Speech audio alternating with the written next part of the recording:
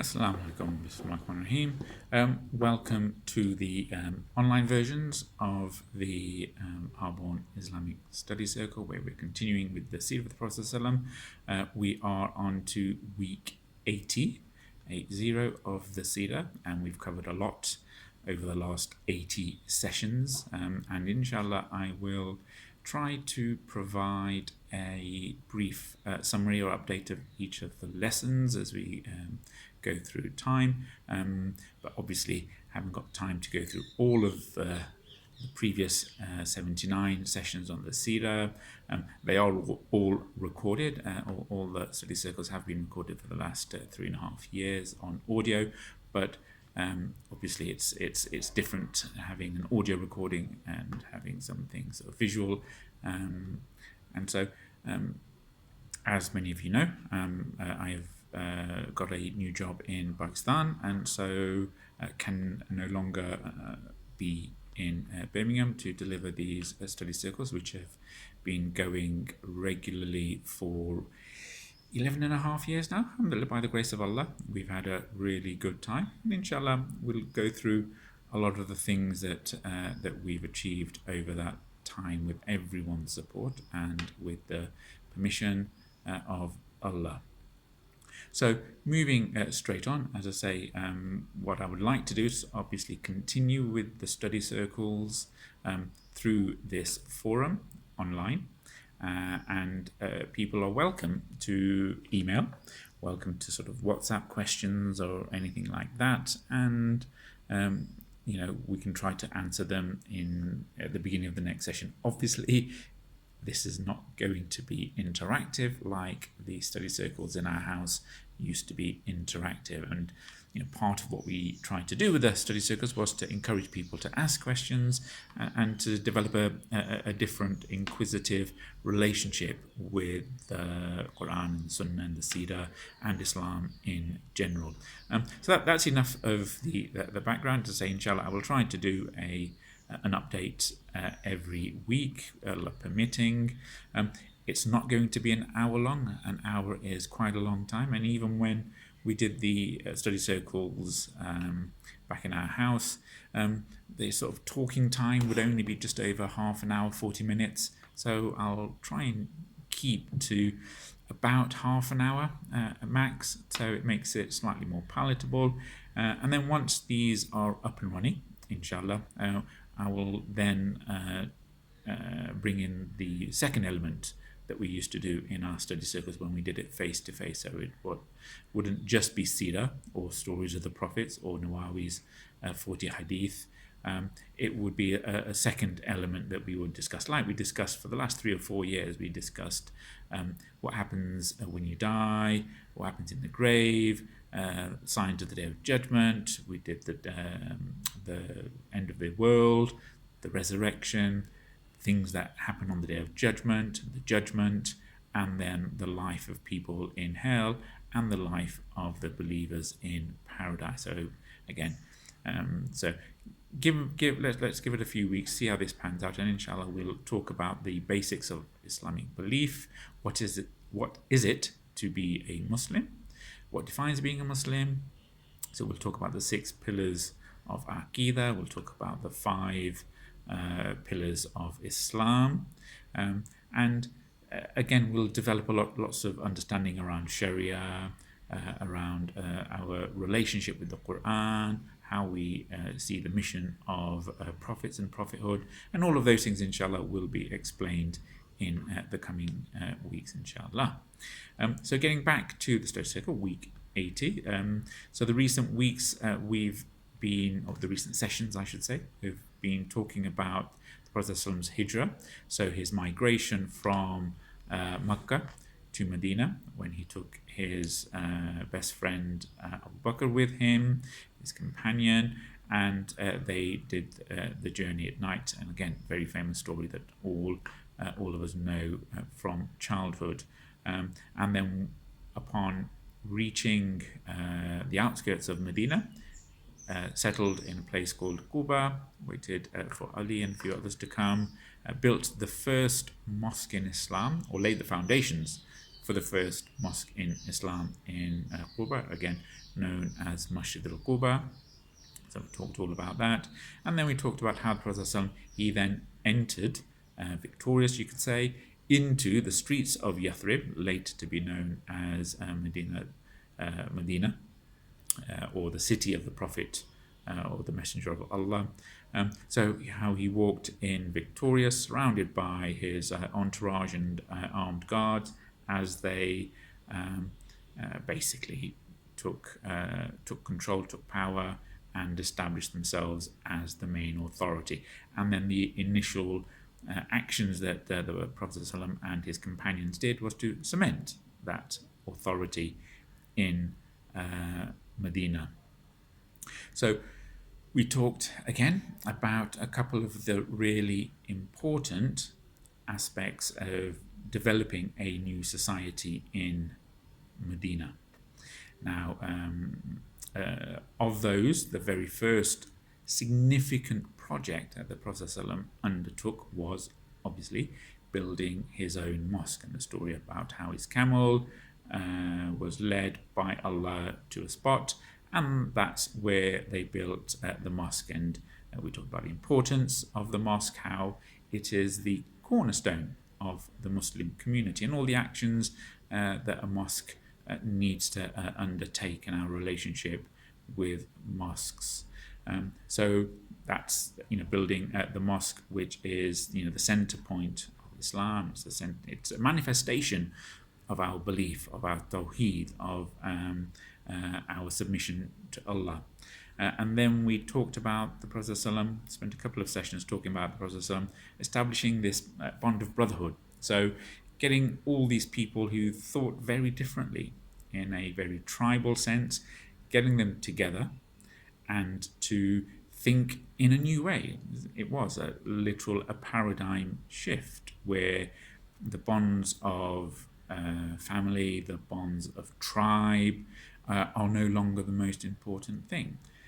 The thing that defines who you are, the most important part of your life, are your beliefs, are our beliefs, what we believe.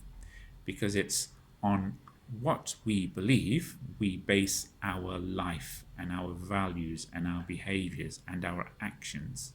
So our belief is the most important thing. So reforming a society not on the basis of nationalism or on status at birth, but forming it on the basis of your understanding of your relationship with a creator or not. So that is how people need to think. And again, we talked about the importance of brotherhood and all the aspects that went along with brotherhood. And one of the most important things, or the unique aspects of brotherhood, was joining together those people who had emigrated from Makkah and pairing them up physically, essentially, as brothers to people who were already in Medina. So it was a situation where they were, to all intents and purposes, to be treating each other as blood brothers. So that carried on for some time. And again, this is about cementing a new bond, a new way of thinking between people, which again was very successful, and so much so that we talked about how the Quraysh, the Muhajirin, the people who emigrated, were, well, not quite upset, were sort of upset with the Ansar, the helpers, being the Aus and the Khazraj, because of the above and beyond way in which the Ansar would help and support the Muslims from Makkah. So the Prophet said, that's fine, let them do what they're doing, they will get their reward. Your reward will not be diminished so long as you are thankful to them and you make dua for them. Again, two very important pillars of how we should be as Muslims. So I think that's roughly where we sort of finished the last session 79. So the next major aspect to discuss,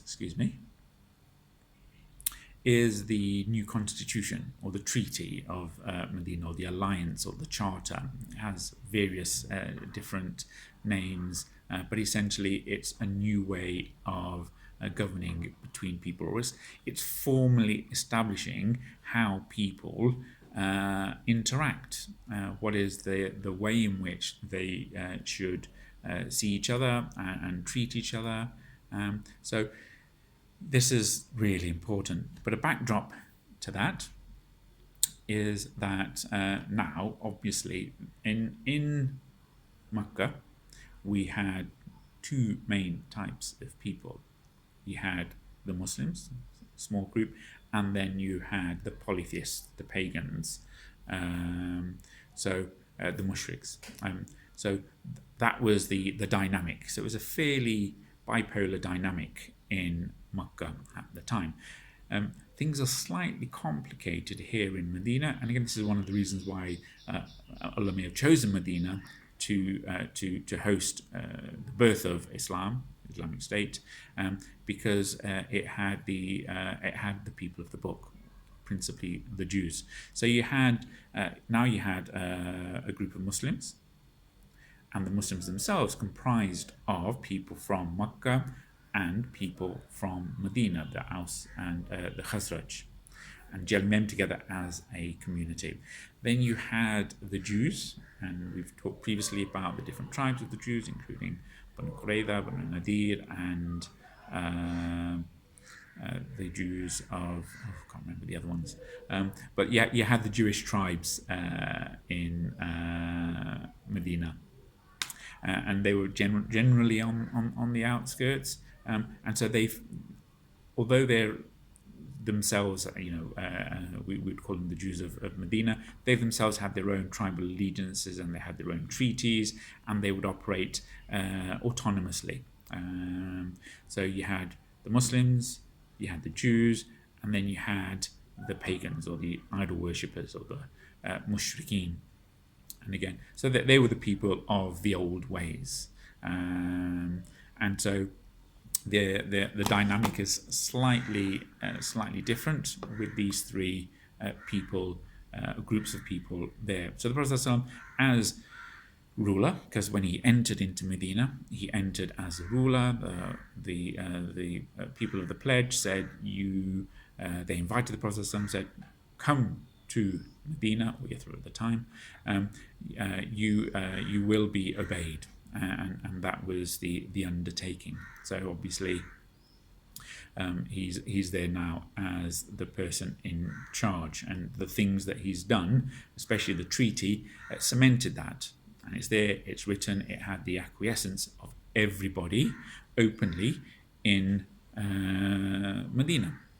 So it was as I say, consolidating the view that the Prophet ﷺ and the Muslims are now in charge, they're ruling, and this is their state.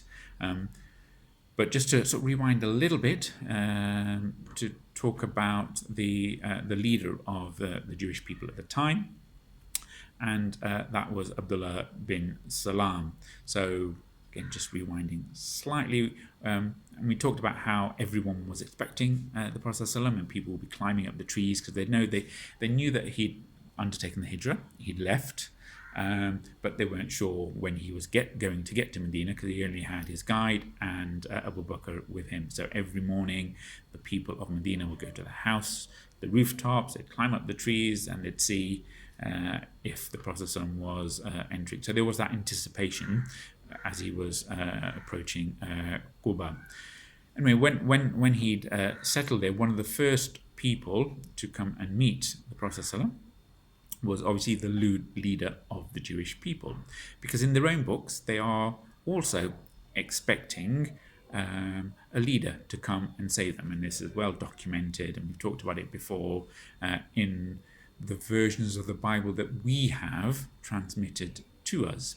But obviously there's probably other information as well which has not been readily transmitted to us, but the rabbis or the leaders of the Jews at the time were expecting somebody to come to fulfill God's promise.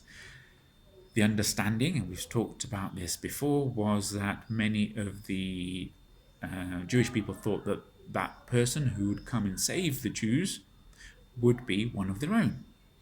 Even though in their own books it does say that Allah will send a prophet from the lineage of Ismail. Okay, so with that in mind, Abdullah bin Salam, with all sincerity, he comes to the Prophet ﷺ to ask him, because as leader of the Jewish people, as the most respected person, if he can get all the Jewish people to accept the Prophet ﷺ, then that's half the job done. They'll make such a more strong society where formed on Tawheed, that they can then preach Islam wider. So Abdullah bin Salam, he comes to the Prophet ﷺ, and he says, I'm going to ask you about three things which only a prophet can answer. So again, this is his test, and it's a sincere test. So if you get the questions right, then I'll accept that. So you can see that sincerity. It wasn't trying to trip him up. They weren't rhetorical questions. They were very specific questions to ask. So the questions were: 1, what is the first sign of the hour? 2, what is the first food which the people of paradise will eat? And finally, what does a child attract the similarity to his father or to his mother? So the Prophet ﷺ, he then replied that, Jibreel has just come and informed me of this. And then at that, Abdullah bin Salam said, Jibreel, he is the enemy of the Jews amongst the angels. And the Prophet ﷺ, he rebuked that, saying, look, that's not the case, and Jibreel obviously has a really high status. So don't need to go into why the Jews have that view. It's not important. So the Prophet ﷺ, he then said, look, Jibreel has just told me about this. As for the first sign of the hour, and we did this when we did the heaven and hell, and before heaven and hell, we did the Day of Judgment, and just what leads up to the Day of Judgment.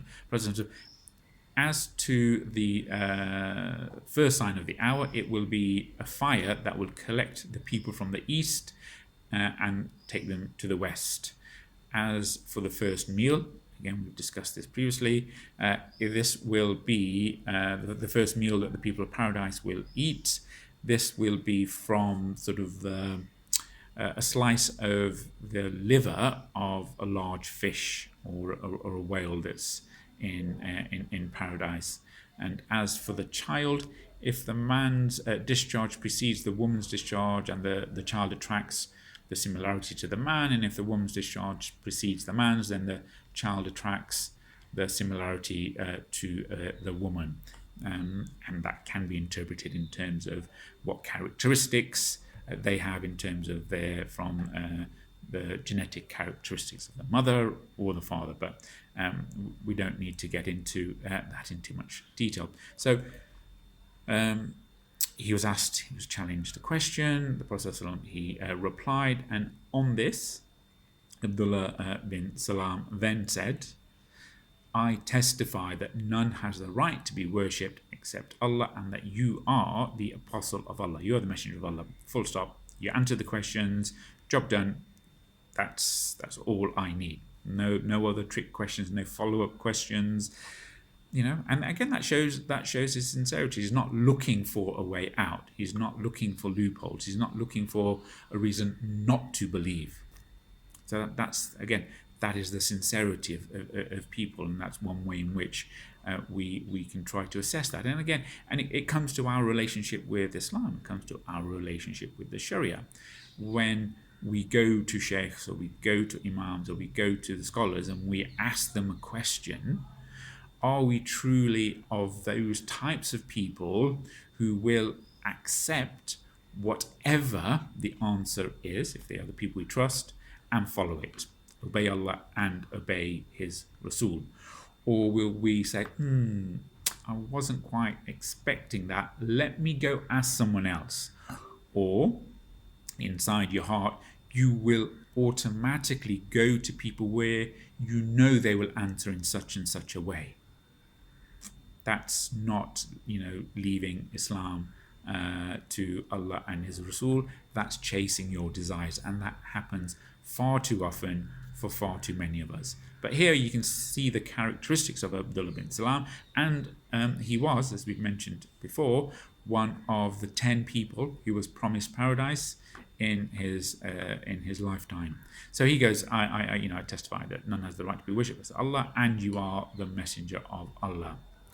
And then he said to the Prophet, because he knows his people, he's their leader, he's their most respected person. So he goes, "Oh Allah's apostle, the Jews invent such lies as to make one astonished. So please ask them about me before they know about my conversion to Islam." So essentially saying, look, don't tell them straight away that I've become a Muslim. Get them to say from their own lips what they believe about me. And that's really important. Okay, so then the other leaders of the Jews and the Jewish people were invited in, and the Prophet ﷺ addressed the audience, and he said, "Okay, so what kind of a person do you think this Abdullah bin Salam is amongst you?" And it's likely that even if they had known that Abdullah bin Salam had had a meeting, obviously they didn't know the outcome of the meeting, or they felt that as being the leader of their people, he would stick to their ways. Okay, so they said, they replied, "The best of us and the son of the best of us, and he is the most superior amongst us, and the son of the most superior amongst us." So very unequivocal. He's the best and the son of the best, and he's the most superior and the son of the most superior. So again, so their own testimony, this is saying this is what we honestly believe of him. Again, they're probably feeling that because they feel that their Jewishness is really important, and they are very, very nationalistic, and they're very proud and arrogant of their Jewishness, insofar as when they used to tease the Ansar, the Aus and the Khazraj, saying, "We're just waiting for our Prophet to come, and then we will deal with you properly." So they had this mindset. So the Prophet says, "Well, what would you say if Abdullah bin Salam had embraced Islam?" And they said, "Well, may Allah protect him from that. How dare you say that?" So then he repeated his question, and they gave the same answer. Then he signaled over to Abdullah, who came out to them and said, "I testify that none has the right to be worshipped except Allah, and that Muhammad is the apostle of Allah." So really, it's quite literally, it's in your face. So the leaders and the elders of the Jewish people, they're obviously taken aback. And if they've accepted their understanding of him, and he is the most knowledgeable amongst them, they have a right then, again, this is the laws that they worked with, that they should accept him, accept his views, and then now start to follow him, because they had completely trusted him. But for many of them, this was just too hard a pill to swallow. And so they piped up and goes, "Well, he is the most wicked amongst us and the son of the most wicked." Straight off, and this is narrated in Sahih Bukhari, and he goes on to say, to the Prophet ﷺ, he said, "Look, this is what I was afraid of, O Allah's apostle." Again, he said, "Look, I know my people well, I know what they're like." And that's why he told the Prophet ﷺ to do what he did.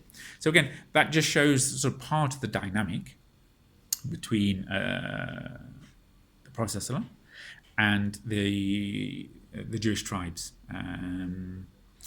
Very few of them over the course of the next few years actually made the switch from Judaism to Islam, although essentially it's all Islam. It's just following the religion of Allah. This is 2.0. This is the upgrade.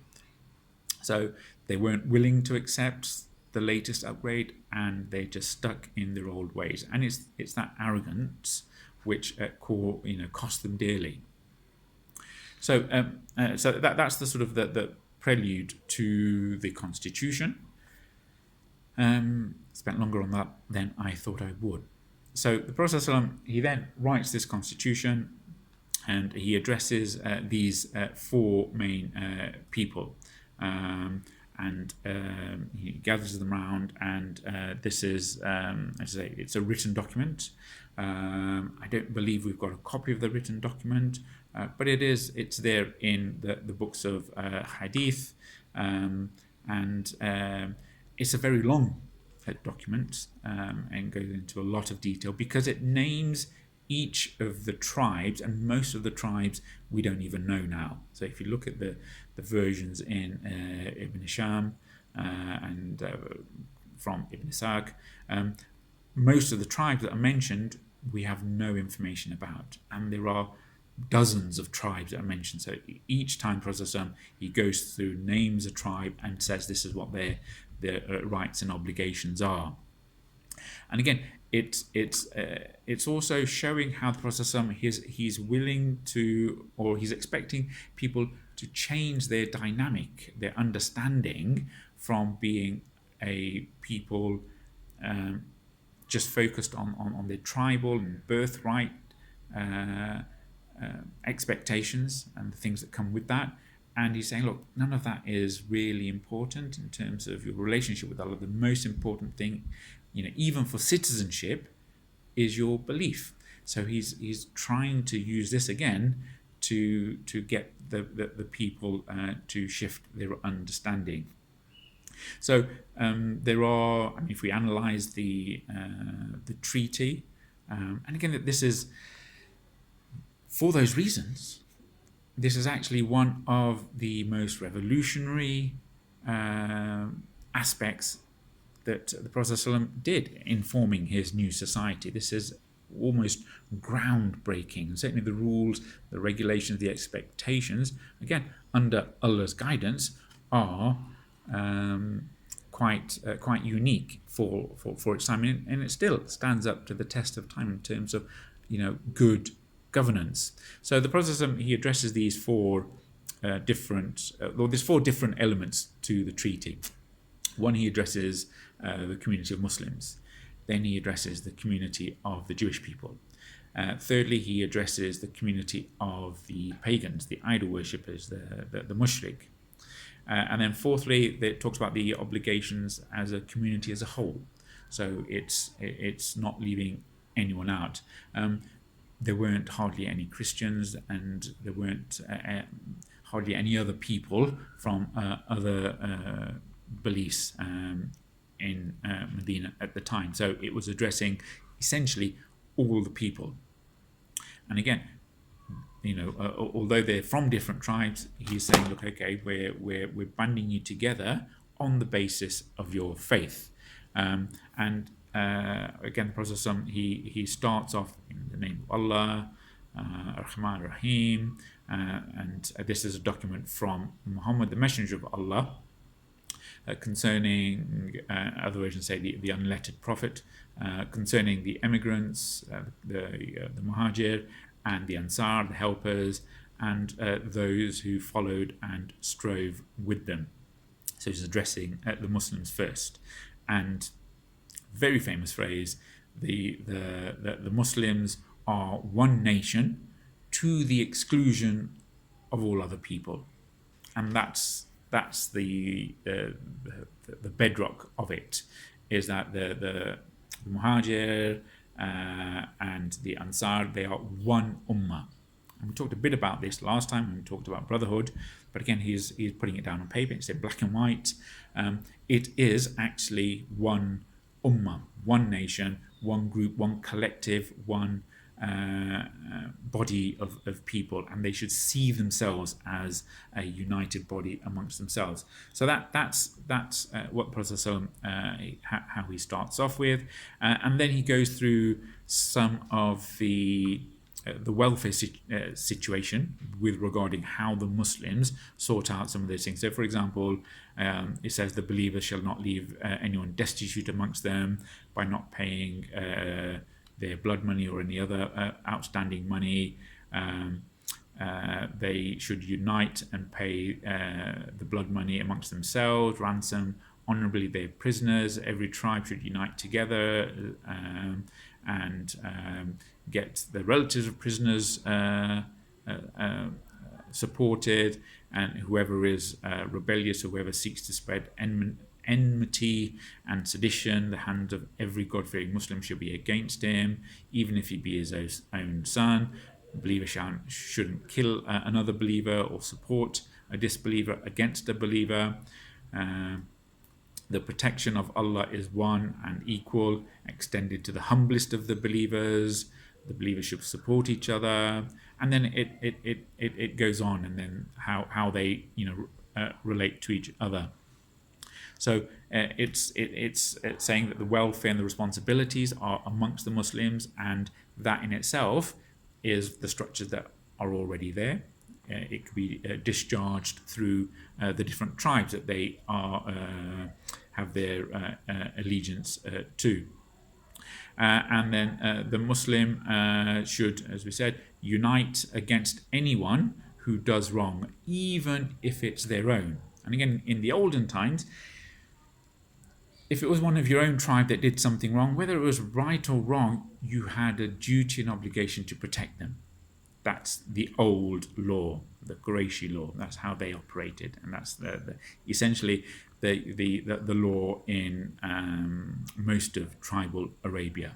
But the Prophet says no, it doesn't work like that. And again, it's sort of a bit reminiscent of aspects of Hilf Fadul. If anyone does injustice, even if it's a Muslim, all the Muslims must unite against them, even if it's their own. So it doesn't matter, what if it's clear injustice, then it's an obligation that the Muslim community turns around and says to the people, especially if they are Muslim, that you've done wrong. We shouldn't be blinded by their status. We shouldn't be blinded by their wealth, by their big fancy houses, or any specific oratory or things that they say.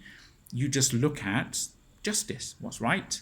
What's wrong? And if people are clearly oppressors and oppressing people and doing things which are sinful, then the group of Muslims need to take heed of that and say, look, and correct them.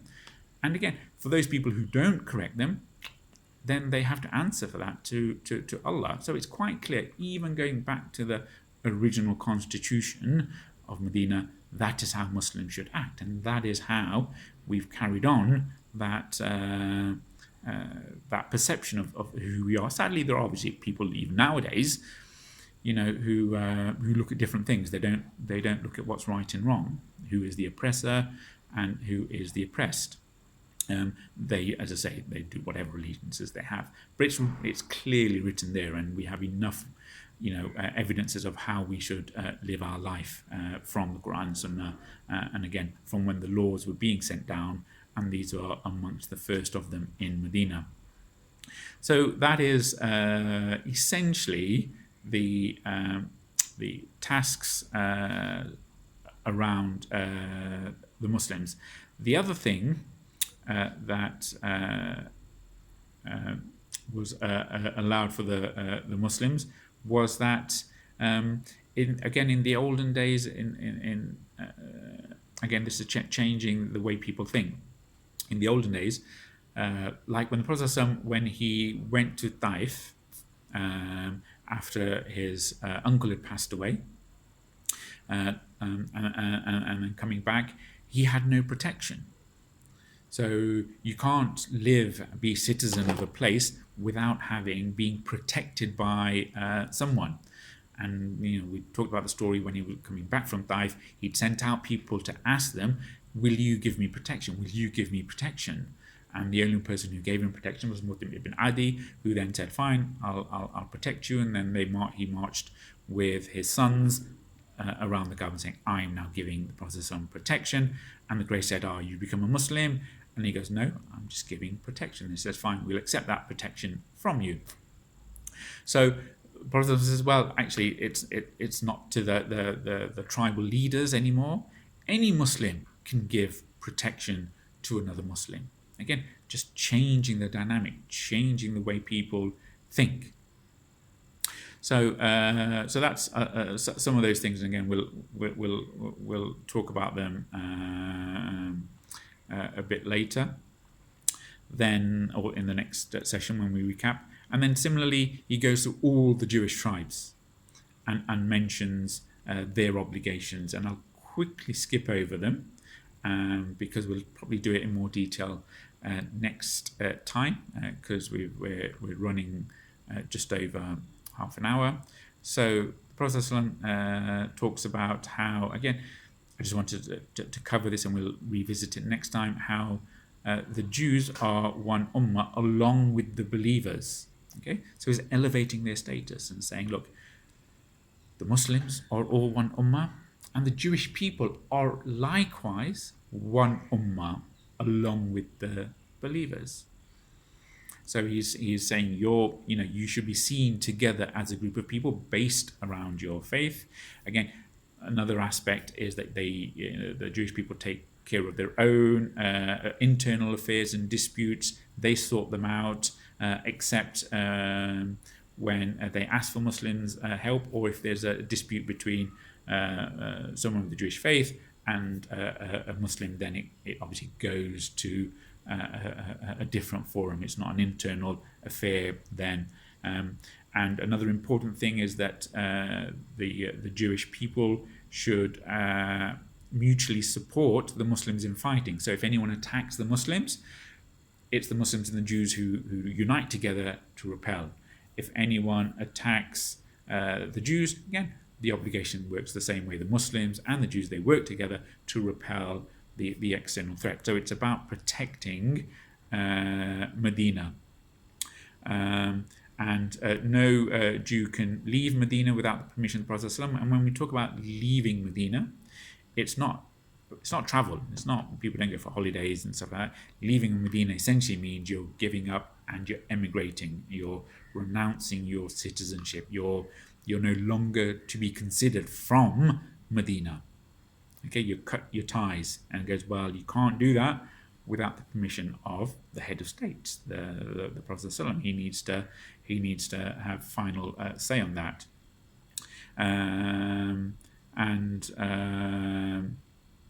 So we'll talk about those. We'll talk about the aspects related to the mushrikeen, the pagans, the idol worshippers. What was their obligations according to the treaty? And then there's sort of aspects around the community. Everyone, for example, by declaring Medina a haram, being sacred, and we talked about what it means to be sacred, and not no one from within Medina is allowed to help and support the enemies of the Muslims, okay, the rebels, okay, and that's very clear. No one is allowed to help the Quraysh against the people of Medina, the Muslims of Medina. Okay, so again, some of these things which I'm just mentioning now, it is because these are the aspects that some of the people went across the line, and the Prophet then had to take retribution because they'd agreed to this. The Prophet he'd made the constitution, and everyone was in agreement. There was acquiescence as to the new state of affairs. Okay, and so these things, as I say, we'll revisit inshallah next time. So again, if sort of in conclusion, if people do have any questions or queries about what just gone through, then feel free to WhatsApp me, email me, or go onto the Facebook page or the blog page, which inshallah over the next few weeks I'll try to get up to date and keep up to date. I might have a few more minutes spare here whilst I'm working in Pakistan for the moment. So Until next time, I trust everyone remains well. Do please remember the Ummah and myself in your du'as. Until next time, Bismillahirrahmanirrahim. والعصر إن الإنسان لفي خسر إلا الذين آمنوا وعملوا الصالحات وتواصوا بالحق وتواصوا بالصبر. Assalamu alaikum.